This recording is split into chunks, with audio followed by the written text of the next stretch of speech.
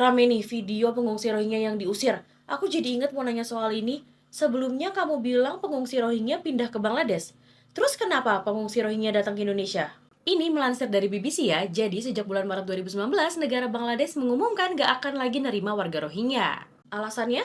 Jadi ada kesepakatan di tahun 2018 antara Bangladesh dan Myanmar soal pemulangan pengungsi Rohingya. Tapi nggak ada pengungsi yang balik. Terus karena mereka nggak bisa ke Bangladesh, akhirnya pergi ke Indonesia. Iya, dan nggak cuma Indonesia, mereka juga melakukan perjalanan ke negara muslim lain kayak Malaysia. Ada alasan lain sih sebenarnya.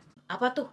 Melansir Dewa Indonesia, peneliti Rohingya yang berbasis di Cox's Bazar, Rezaur Rahman Lenin bilang kalau penyebab utamanya adalah nggak ada mata pencaharian yang layak. Lenin juga bilang ada komunitas warga Rohingya yang cukup besar di Indonesia dan Malaysia. Berarti baru ya pengungsi Rohingya datang ke Indonesia? Kalau melansir majalah Tempo, sebenarnya pengungsi Rohingya udah pergi ke Aceh dari tahun 2015. Oh ya? Iya, dan di tahun 2020 sampai 2022 sebanyak 1.152 pengungsi datang ke Aceh. Terus di tahun 2023, tepatnya di 14 November sampai 14 Desember, ada 10 kapal yang datang ke Aceh dengan jumlah pengungsi 1.595 orang. Banyak juga ya, lebih dari 1.500 orang. Iya, data UNHCR juga bilang kalau jumlah ini diyakini sebagai jumlah terbesar dalam beberapa tahun terakhir.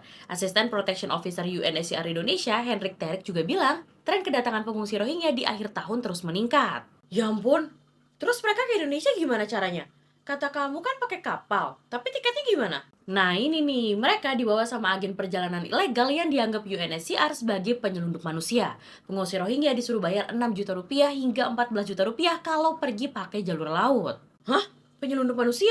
Terus gimana sikap pemerintah soal ini? Presiden Jokowi menyatakan kalau pemerintah Indonesia akan menindak tegas pelaku perdagangan orang. Pemerintah juga terus koordinasi dengan organisasi internasional untuk menyelesaikan masalah ini. Oh gitu, semoga solusi apapun yang diambil bisa adil untuk semua pihak ya.